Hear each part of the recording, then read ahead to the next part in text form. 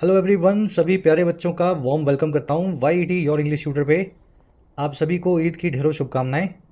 शुरू करेंगे आज की क्लास को फर्स्ट एडिटोरियल के साथ द हिंदू के पेंडोराज बॉक्स इसका टाइटल है। आर्टिकल अगेन लिखा गया है इलेक्टोरल बॉन्ड्स पे, लेकिन इस बार कुछ नई इन्फॉर्मेशन हमारे सामने आई है। एक थोरो एनालिसिस आपको मिलेगा कि किस तरह के लोगों ने किस तरह का चंदा कौन सी पार्टी को कब कब दिया।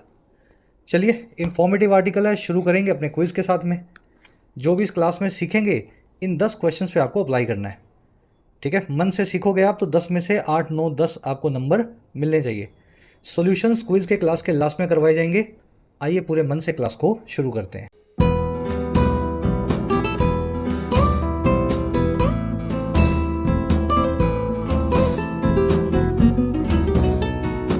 ऑलराइट, कह रहा है पेंडोराज बॉक्स। क्या होता है भाई पेंडोराज बॉक्स? हिंदी में इसको बोलते हैं आफत की पुड़िया। जब एक आफत शुरू होती है और नई नई आफतों को अपने साथ लेके आती है, खींच के आती है, तो उस ऐसी आफत को अपने बोलते हैं पेंडोराज बॉक्स। अब देखो, इसको याद रखने का तरीका क्या है। बहुत अच्छी इडियम है ये। आपने एडम और ईव का नाम सुना होगा। हिब्रू जो लिटरेचर है या उनकी जो मिथोलॉजी है, हिब्रू मतलब इजरायली लोगों की, उसमें एडम और ईव फर्स्ट मैन और फर्स्ट वुमन थे जिनसे जो है ह्यूमन स्पीसीज आगे बढ़ी, है ना। उन्होंने एक एप्पल को खाया था, एक सेब को खाया था, जिसको भगवान ने उनको खाने से मना किया था, लेकिन फिर भी उन्होंने दैट एप्पल ऑफ क्यूरियोसिटी उसको खाया और उसके बाद उन्होंने आगे संतानें पैदा की। वैसे ही ग्रीक जो है मिथोलॉजी, उसमें पेंडोरा जो है वो फर्स्ट वुमन है और इनको भगवान ने एक बॉक्स दिया था। मैं आपको बॉक्स दिखा देता हूँ, हालांकि ये वो बॉक्स नहीं है जो इनको दिया गया होगा नेट से निकाल के दिखा रहा हूँ आपको मैं। और भगवान ने इनको ये बोला था, गॉड ने, कि इस बॉक्स को आपको खोलना नहीं है। अब इस बॉक्स को आउट ऑफ क्यूरियोसिटी पेंडोरा ने खोल दिया और इसमें से निकली सारी आफतें दुनिया भर की, है ना, सारे सिन, सारी बुराइयाँ। और इसी बॉक्स में निकला वो वरदान जिससे आगे रिप्रोड्यूस कर सकी पेंडोरा, और इन्होंने मानव जाति को शुरू किया। तो ये पेंडोरा बॉक्स जब इन्होंने खोला ना, वहीं से सारी सृष्टि, सारा जो हमारा आसपास हम देख रहे हैं, सारी आफतें वहीं से शुरू हुई हैं, ऐसा माना जाता है। तो वहीं से इस ईडियम को ले लिया गया है।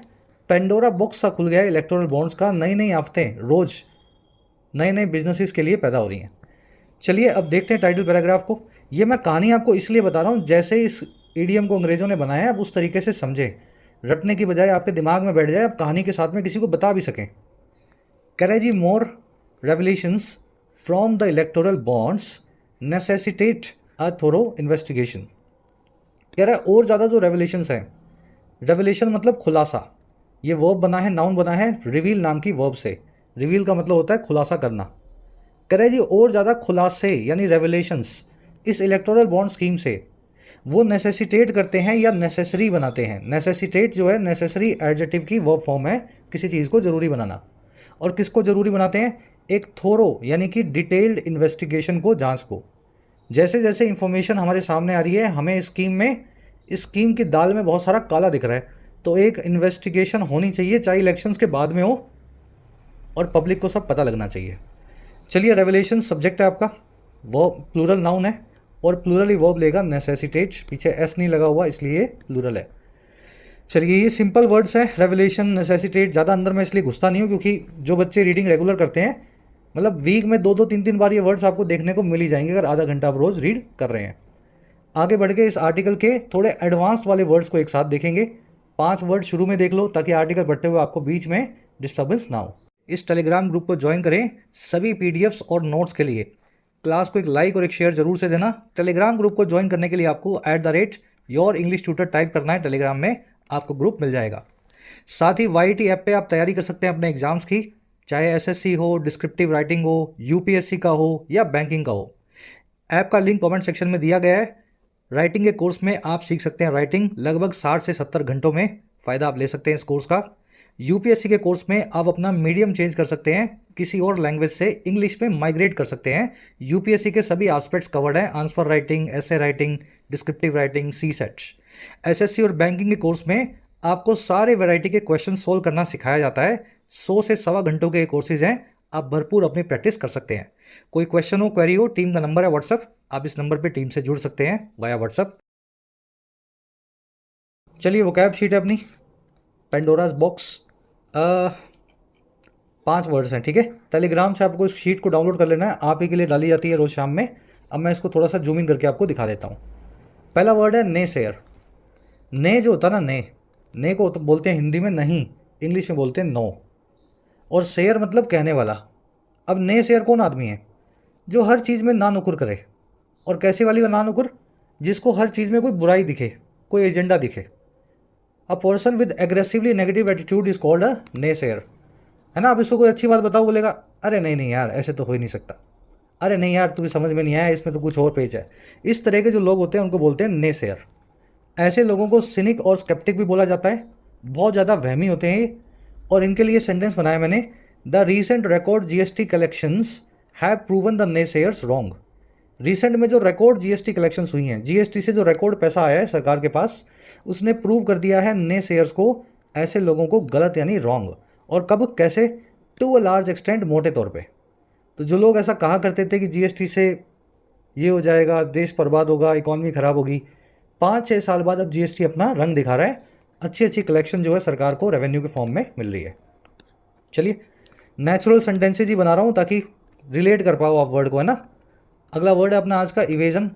ये वर्ड बना है इवेड नाम की वर्ब से। इवेड करना यानी अवॉइड करना, बचना।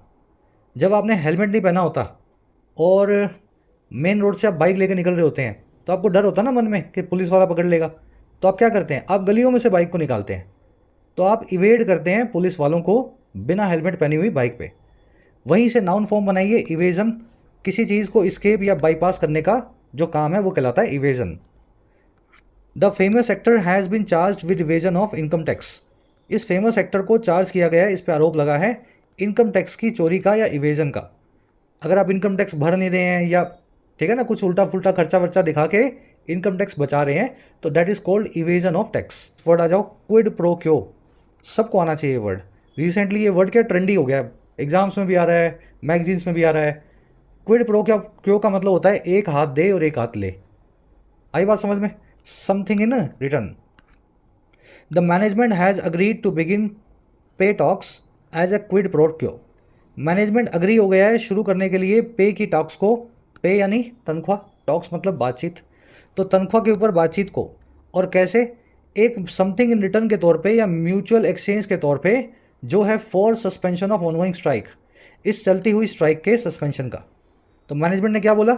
अब हड़ताल ख़त्म कर दो, आज ही अपने वेज के ऊपर, मजदूरी के ऊपर बात करते हैं, शायद मजदूरी को हम थोड़ा सा बढ़ा भी देंगे, है ना, बट आप हड़ताल ख़त्म करो। क्विड प्रो क्यों रहेगा, एक हाथ आप दो एक हाथ हमसे लो। अब इसके लिए एक बहुत अच्छी ईडियम है हमारे पास, इंग्लिश में अमेरिकन ईडियम है, you scratch my back I scratch yours. मेरे ख्याल से समझाने की ज़रूरत नहीं है, बैक तक तो आपका हाथ पहुंचता नहीं है खुद का, तो आप क्या करते हैं, किसी और से खुजवाएंगे ना। और आप क्या करेंगे, खुजवा के उसको बोलेंगे भाई तेरी भी बता दे कहीं खुजानी है तो you scratch my back I scratch yours, Kwid pro क्यो। ट्रेड ऑफ भी बोलते हैं इसको। चलिए, अगला जो वर्ड है अपने पास वो है ओपेक। ध्यान से समझना है इस वर्ड को। आपने कोई कांच देखा हो, कांच का टुकड़ा। जनरली तो कांच क्या ट्रांसपेरेंट होता है, ग्लास क्या होता है आप उसके आर पार देख सकते हो। लेकिन कभी कभी कांच या कोई भी ऐसी चीज़ जो मटमैली हो, उसके आर पार आप देख नहीं पाओगे, दिखेगा भी और नहीं भी दिखेगा। समझ पा रहे हो? तो ऐसी अनक्लियर चीज़ों को, जिसमें थोड़ा दिखे थोड़ा छुपे, अंग्रेजी में बोलते हैं opaque. Blurred and unclear, opaque. इसको क्लाउडी भी बोलते हैं और नेबुलस भी बोलते हैं। ये नेबुलस वर्ड तक मैं आपको खींच के लाना चाह रहा हूँ। नेबुला का मतलब होता है बादल, और नेबुलस मतलब बादली, जिसके पार आप देख ना पाओ। बादल के पार आप देख पाओगे क्या? थोड़ा दिखेगा थोड़ा छुपेगा, है ना। तो ऐसा कोहरे वाला जो मौसम होता है, बादली मौसम होता है, उसको अंग्रेजी में बोलते हैं नेबुलस। याद रखना है इस वर्ड को, नेबुला और नेबुलस एक ही वर्ड के दो फॉर्म्स हैं। The research paper was written in long opaque sentences and made little sense. Research paper लिखा गया था लंबे लंबे ओपेक सेंटेंसेज में, अनक्लियर सेंटेंसेज में, और उसका ना के बराबर ही सेंस निकल रहा था। मेड लिटिल जो है सेंस। लिटिल आप जानते हैं बिना अ या द के शुरू हो तो इसका मतलब होता है ना के बराबर। लिटिल वाटर ना के बराबर पानी, लिटिल मनी ना के बराबर पैसा। चलिए, चौथा वर्ड हो गया अपना। पांचवा और लास्ट वर्ड है प्रॉड। मीनिंग तो मैं बता दूंगा, लेकिन इसको दिमाग में इमेजिन करना है आपको, ये बना कैसे है। प्रॉड वो लकड़ी होती है जिसको लेकर के चरवाहे जो है अपने पशुओं को चराते हैं। अब पशु जब लेके जा रहे हैं, बकरियां बकरियां भेड़े भेड़े, तो वो इधर उधर भागेंगे, तो एक लकड़ी लेके रखता ना एक आदमी, वो लकड़ी गाइड करती है पशुओं को। जो बाहर निकलेगा लाइन से उसको मार के अंदर कर देगा, है ना, आगे उस लकड़ी को ले जाएगा तो सब पशु पीछे पीछे आएंगे। उस लकड़ी से ही प्रॉड नाम की वर्ब हमने बनाई है, किसी को लकड़ी दिखा करके सही रास्ता बताना। आपके घर वाले आपको प्रॉड करते हैं जब आप पढ़ाई लिखाई नहीं करते हो, डांटते हैं, समझाते हैं। आपका टीचर आपको प्रॉड करता है कि यार ये पढ़ लो, इसमें से आपका पेपर आएगा। टू मोटिवेट या push to do something, actual में इसका मीनिंग होता है गाइड करना, है ना।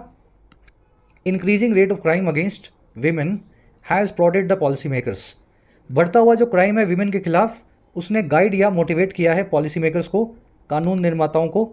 और किस चीज़ में? Into making harsher laws, harsher laws को बनाने में और कड़े कानूनों को इनेक्ट करने में। अब ये जो लकड़ी है प्रॉड, इसको अंग्रेजी में GOAD गॉड भी बोलते हैं, तो ये इसका सिनोनिम वैसे ही बन गया। नज करना यानी कोहनी से झटका देना। आप कोहनी से किसी को मोटिवेट करते हो ना, कोहनी लगा के, कर यार, कर सकता है तू, है ना, वो नज करना कहलाता है। पुश करना, एल्बो करना, वही बात है, एल्बो आपकी कोहनी होती है। चलिए 5 वर्ड्स डिटेल में हो गए, अब आ जाओ आर्टिकल पे। देखो इलेक्टोरल बॉन्ड्स का मोटा मोटा डेटा अपने पास है। वो एक मेगा इंजीनियरिंग थी और एक वो महाशिवरात्रि वाली लॉटरी, वो सब कंपनियां जो हैं लॉस मेकिंग कंपनियां, बहुत सारा पैसा इन्होंने दे रखा है सरकारों को इलेक्टोरल बॉन्ड्स के तौर पे। लेकिन अब इससे और नए डेटा पॉइंट्स निकले हैं सेकंड ऑर्डर एनालिसिस के बाद। द हिंदू ने और इनकी एक टीम ने, एक रिसर्च टीम ने सारे जो डोनेटर्स थे, है ना, डोनर्स थे, उनकी कंपनियों को एनालाइज किया और ये पता लगा आधी से ज़्यादा कंपनियां तो ऐसी हैं जिन्होंने एक पैसा कभी कमाया नहीं, लेकिन लाखों करोड़ों रुपया इलेक्टोरल बॉन्ड्स में दे दिया। तो इससे ये इन्फ्रेंस निकलता है कि ये कंपनियां शायद शेल कंपनियां थी या हवाला के पैसे का, समझ गए ना भाई। आप तो 1 रुपया कमा नहीं रहे हो, आपके शेयर होल्डर्स घाटे में हैं, और आप क्या कर रहे हो, आप सरकार को 1500 करोड़ का इलेक्टोरल बॉन्ड दे रहे हो। यानी कि ये पैसा जो है ये सही कमाई वाला पैसा नहीं है, ये कहीं और से आया है, हवाला का पैसा है। तो इस तरह के एनालिसिस इस आर्टिकल में आपको लॉजिकल वे में दिखाएगा। टोन है आज की एनालाइज कर रहा है। शुरू करते हैं आर्टिकल को। कह रहा है इन द लास्ट मंथ और so, ever since the State Bank of India was compelled by the Supreme Court of India to release information on donations via electoral bonds to political parties. देखो ये coma लगा है ना, यहाँ तक तो sentence शुरू ही नहीं हुआ, ये तो एडिशनल इन्फॉर्मेशन थी, मेन इन्फॉर्मेशन आएगी इस कोमा के बाद। Emerging details have only confirmed the worst fears of naysayers. कह रहा है जी पिछले 1 महीने में या उसके आसपास, 1 महीने में, 1.5 महीने में, और 100 का मतलब होता है 1 महीने के जैसा ही, उसके आसपास का। कह रहे जी पिछले 1 महीने के आसपास में, तब से क्या हुआ? कह रहे जब से ever since state Bank of India को कंपेल किया गया, मजबूर किया गया, इनकी बाह मरोड़ के इनको ये काम करवाया गया। और किसने कंपेल किया इनको? कंपेल वर्ड का मतलब ही होता है किसी की बाह मरोड़ देना, है ना, कोई काम करवाने के लिए। कह रहे जब से स्टेट बैंक ऑफ इंडिया की बाह मरोड़ी गई सुप्रीम कोर्ट ऑफ इंडिया के द्वारा, जस्टिस चंद्रचूड़ के द्वारा। और क्यों मरोड़ी गई? कि ये रिलीज़ करें, ये दे दें, है ना, रिलीज़ कर दें इंफॉर्मेशन को, यानी उस सूचना को जो है डोनेशंस की, चंदे की।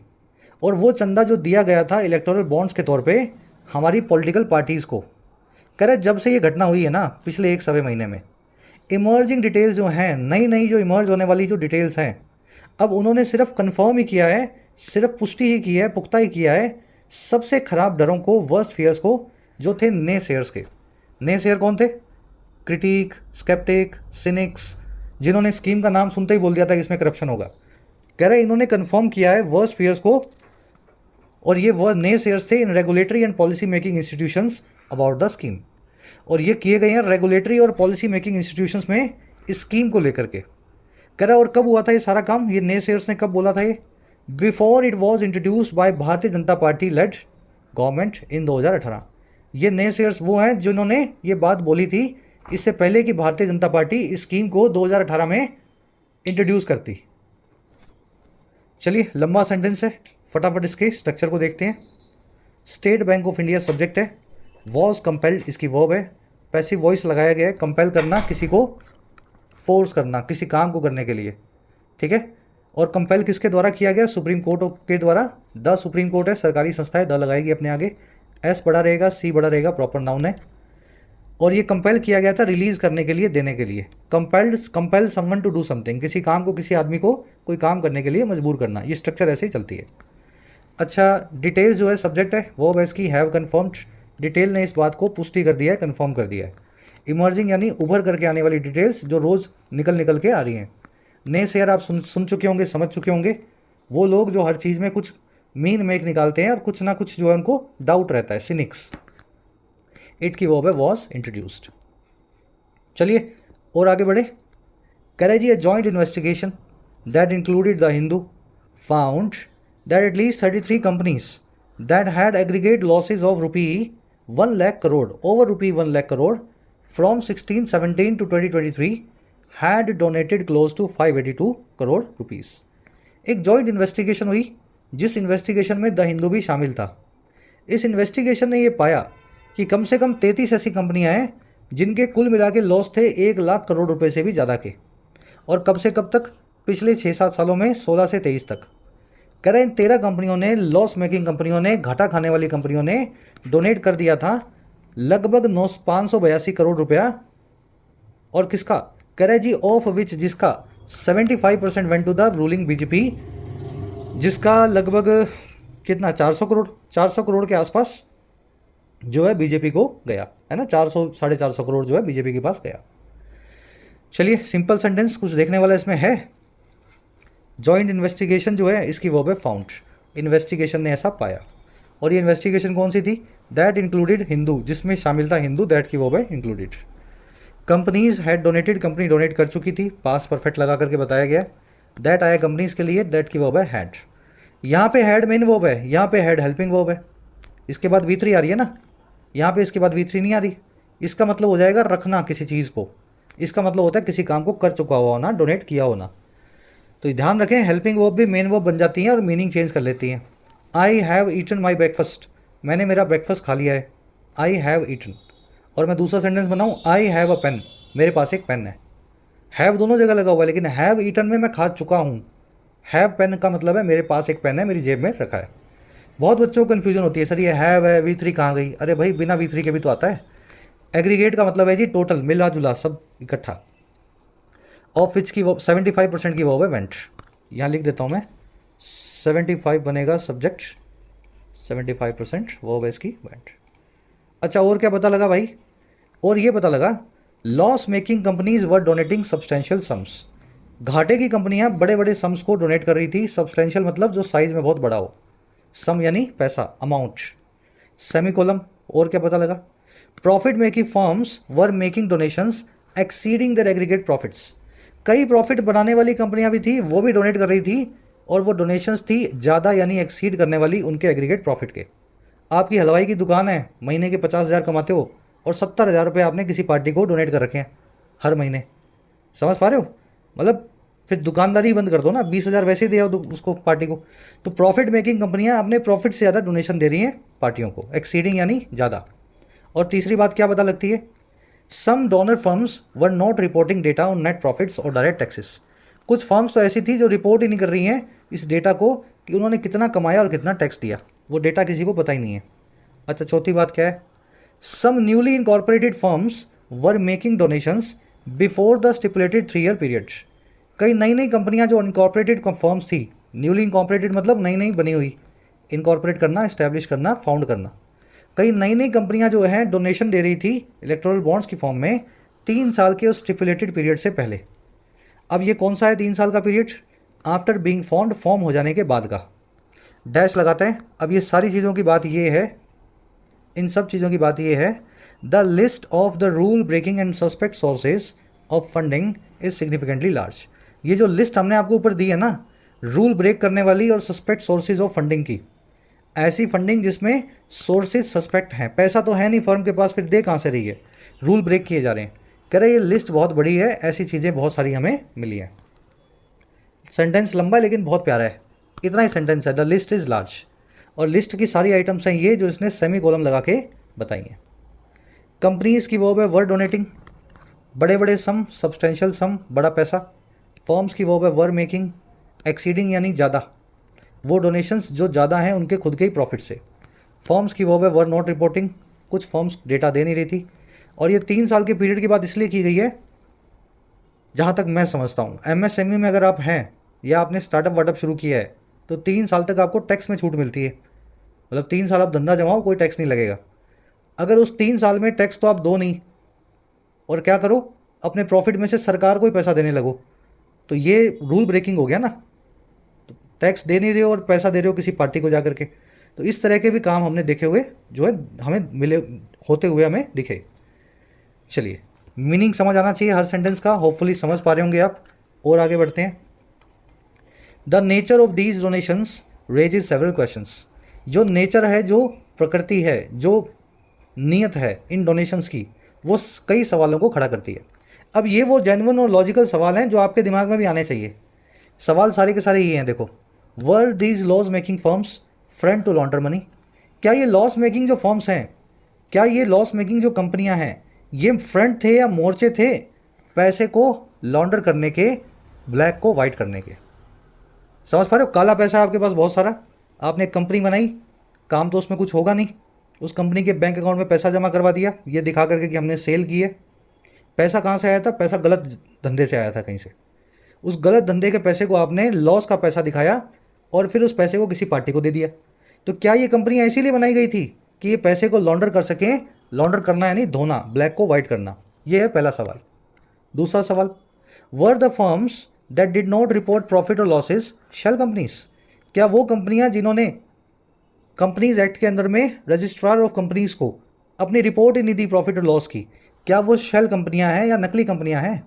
शेल कंपनी वही होती है, कोई काम आपको गलत करना है तो एक कंपनी बना लो, कुछ काम मत करवाओ उससे, बस वो कागजों में रहेगी, है ना, एक कमरा लेके किराए पे उसको बता दो हेडक्वार्टर है। तो ये वो कंपनियां कौन सी हैं जिनका कोई प्रॉफिट और कोई बिजनेस की इंफॉर्मेशन गवर्नमेंट के पास नहीं है ना, किस टाइप की हैं? ये दूसरा सवाल।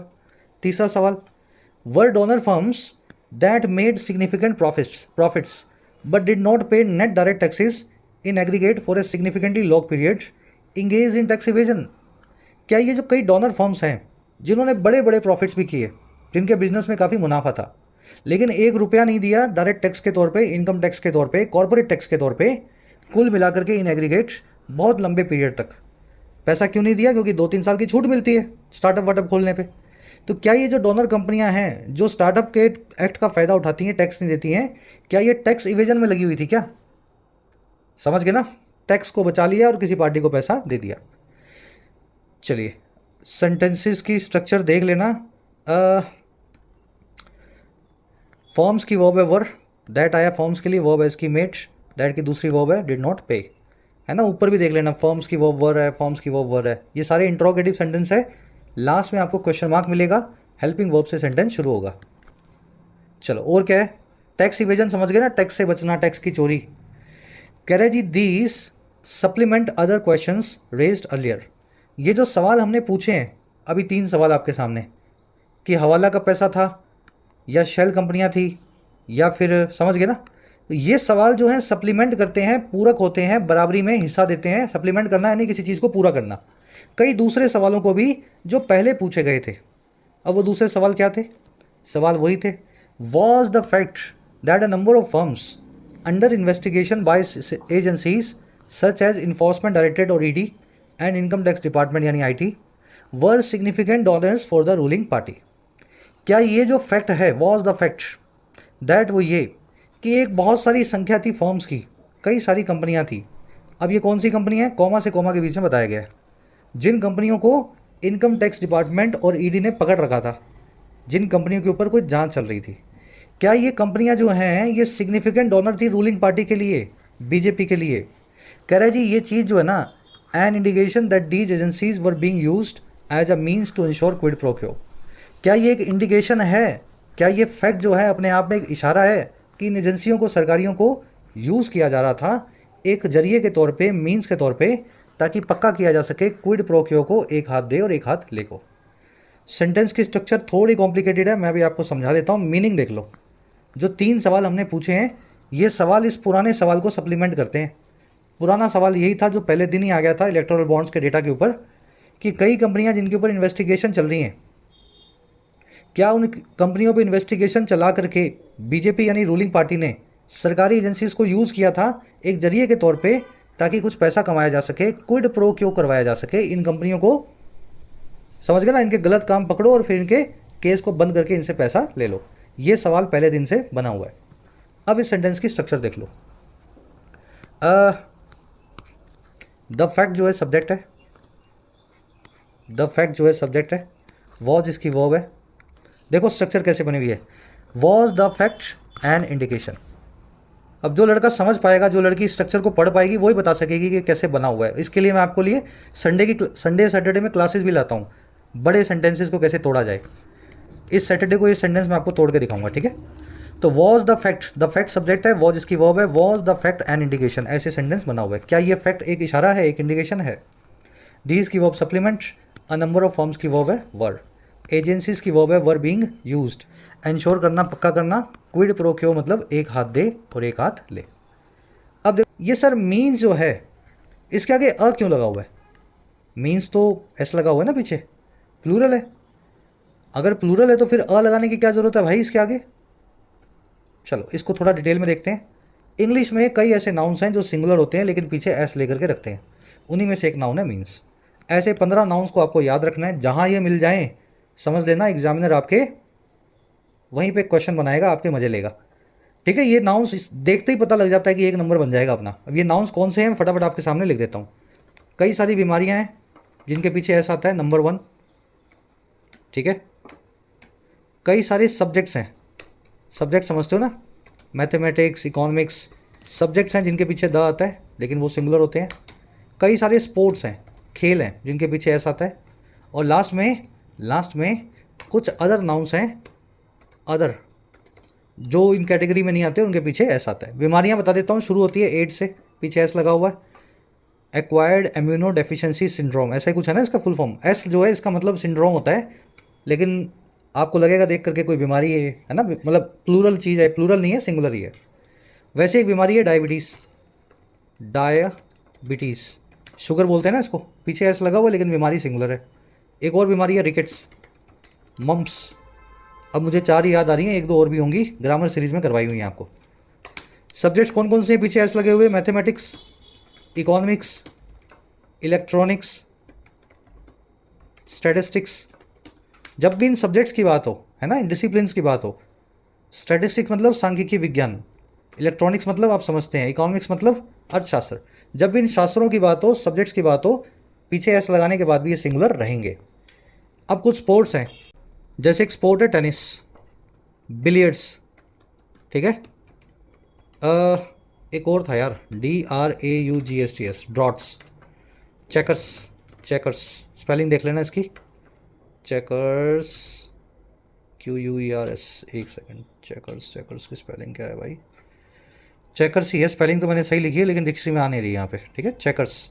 तो ये सारे गेम्स पीछे एस लेते हैं लेकिन दे आर सिंगुलर। और लास्ट में जो सबसे इंपॉर्टेंट है, जिनके आगे आपको अ लगाना है लेकिन प्लूरल नाउन होंगे, वो देखने में प्लूरल होंगे, जैसे कि मीन्स का मतलब होता है जरिया।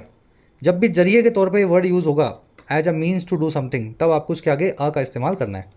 वैसे एक नाउन है क्रॉस रोड्स मतलब चौराया, जहाँ पे रोड्स क्रॉस कर रही हैं, सड़कें आपस में मिल रही हैं। अब सड़कें कितनी भी मिल रही हो, चौराया तो एक ही है ना, हमेशा आप लिखेंगे इसके आगे अ क्रॉस रोड्स।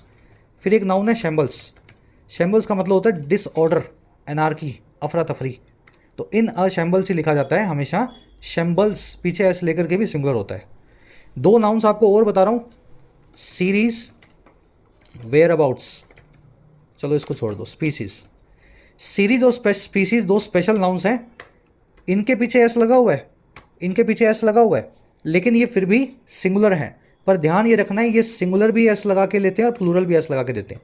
ये 2 नाउन्स ऐसे नाउन्स हैं जो प्लूरल भी एस लगा के बनेंगे और सिंगुलर में भी एस लगा के बनेंगे।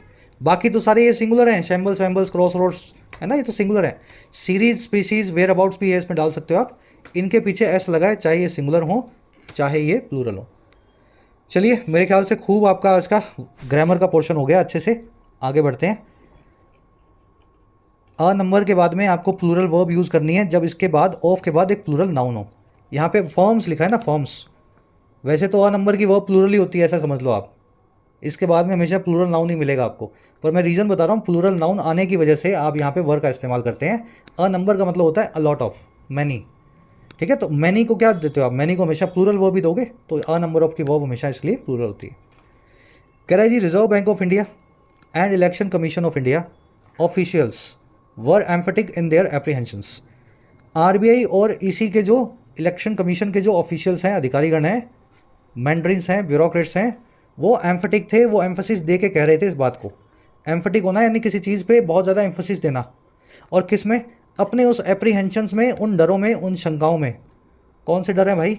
That the bonds scheme could be utilised in money laundering and tax evasion, कि ये बॉन्ड्स की जो स्कीम है इसको इस्तेमाल किया जा सकेगा मनी की लॉन्ड्रिंग में, हवाले के पैसे में, और टैक्स इवेजन में, टैक्स की चोरी में।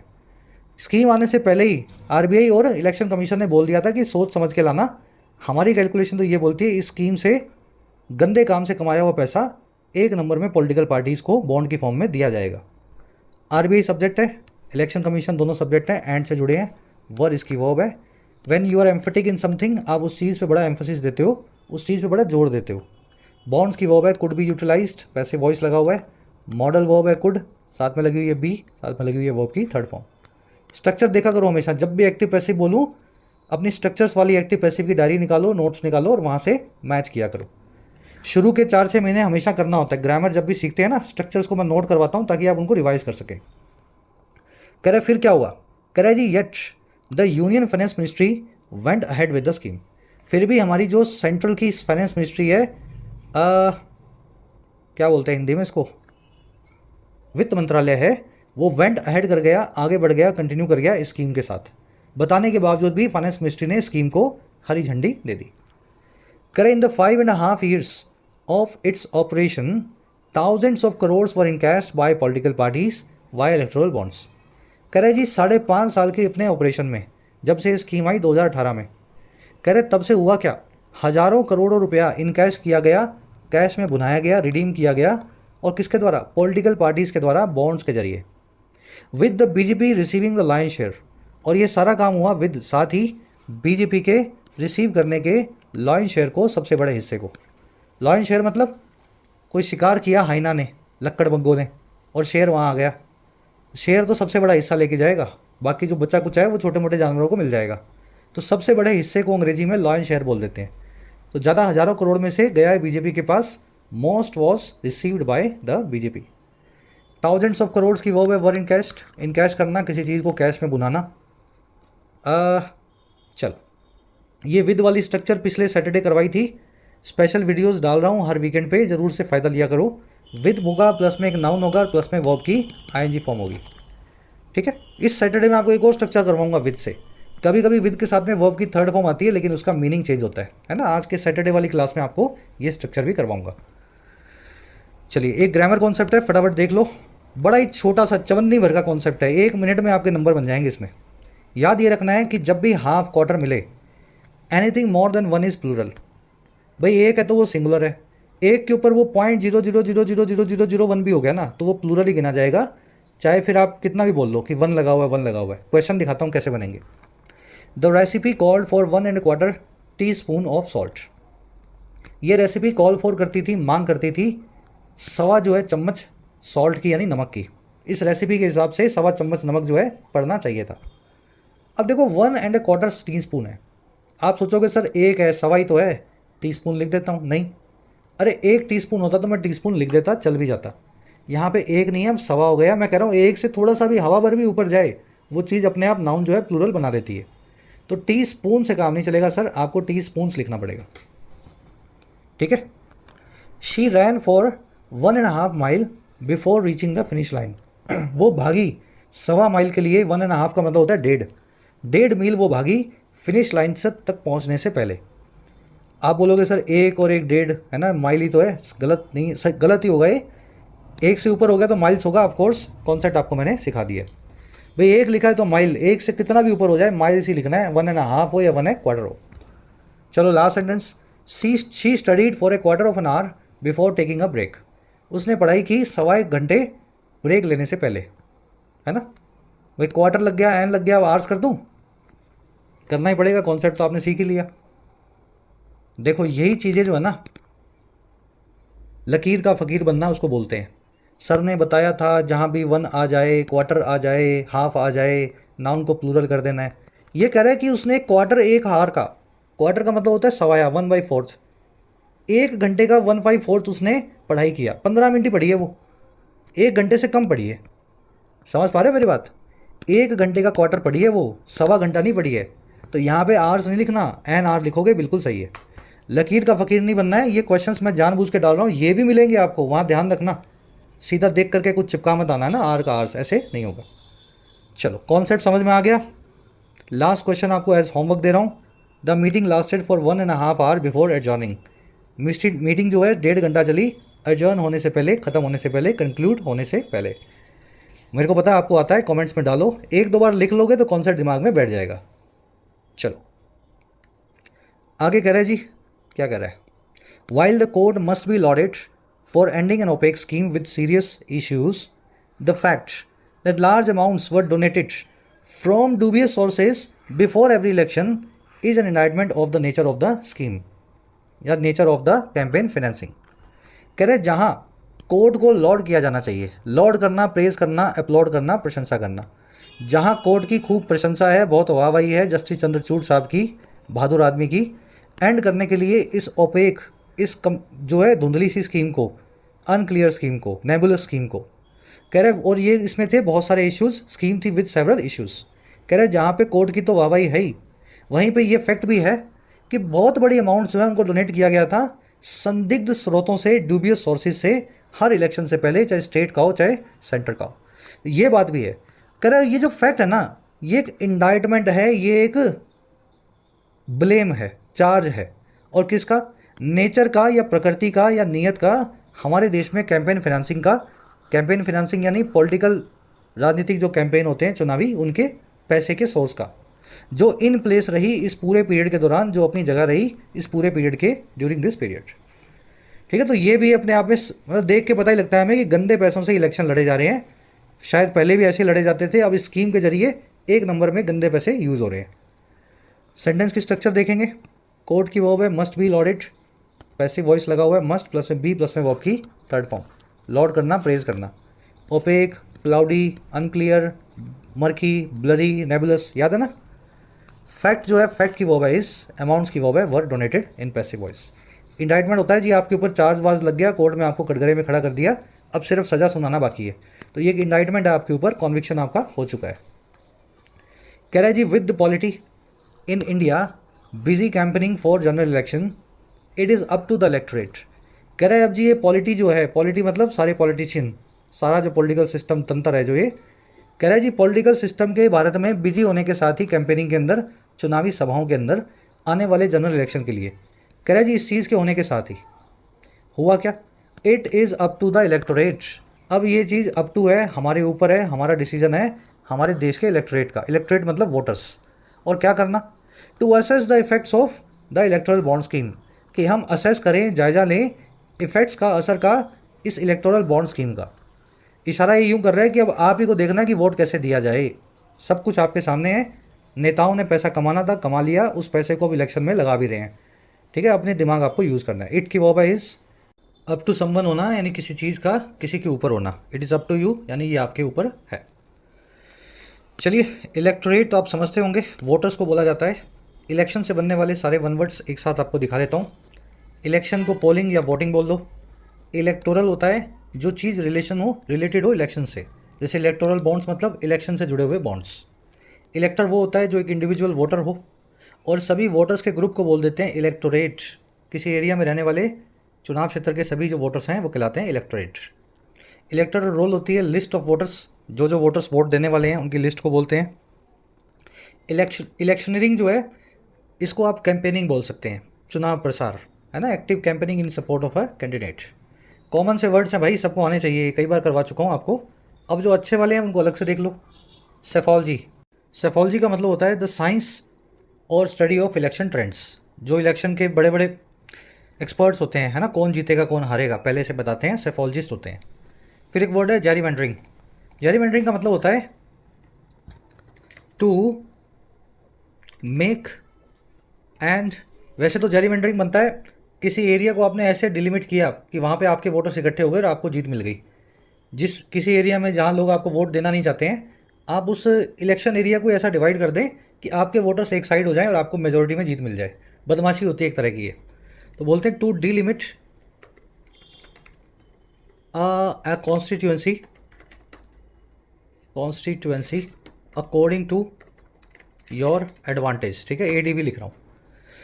चलिए, तीसरा रेफरेंडम। रेफरेंडम को बोलते हैं जनमत संग्रह, हिंदी में बता रहा हूँ आपको, जहाँ पे किसी इशू पे कॉमन आदमी से वोटिंग करवाई जाती है, इशू स्पेसिफिक वोटिंग को बोलते हैं रेफरेंडम, या प्लेबीसाइट भी बोलते हैं इसको, प्लेबीसाइट।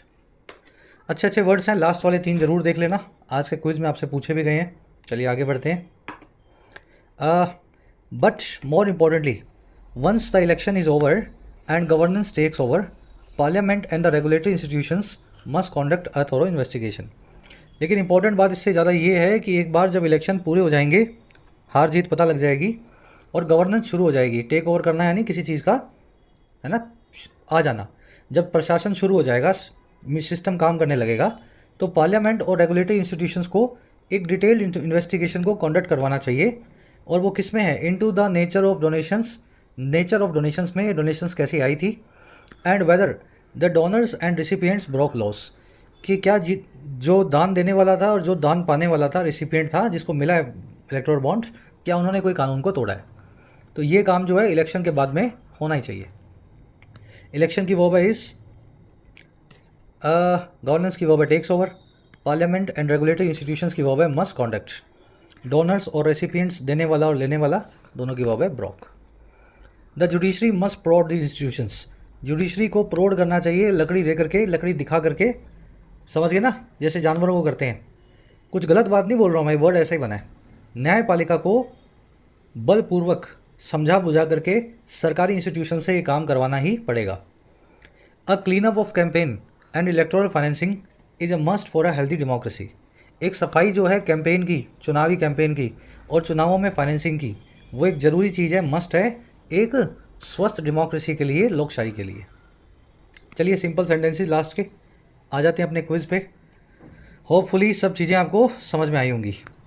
फर्स्ट क्वेश्चन ये है कि लॉस मेकिंग कंपनियों का बॉन्ड देना, इस बात का क्या सिग्निफिकेंस है इस आर्टिकल के हिसाब से।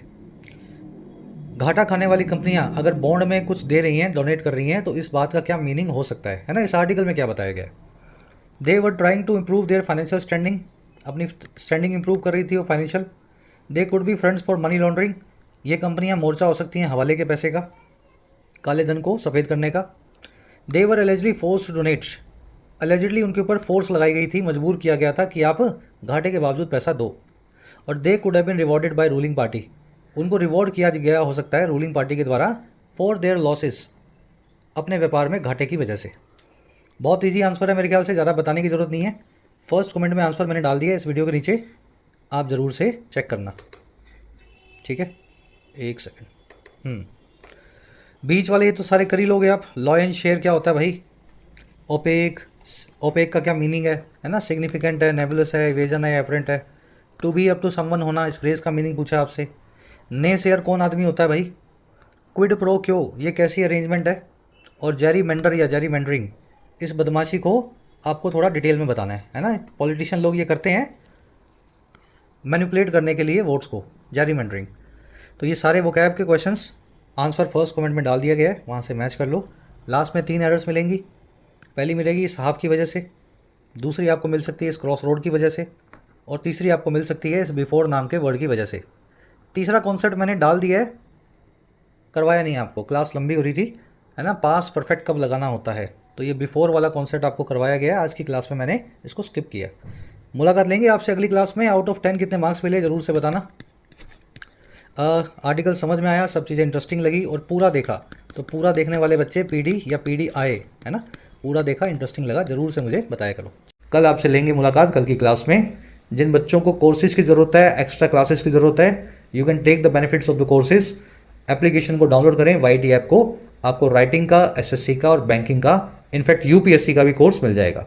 अफोर्डेबल कोर्सेज है, मेहनत करना चाहते हैं तो ऐप को डाउनलोड करें, कमेंट सेक्शन में लिंक रखा गया है, you can take the benefit. चलिए, अंटिल देन साइनिंग।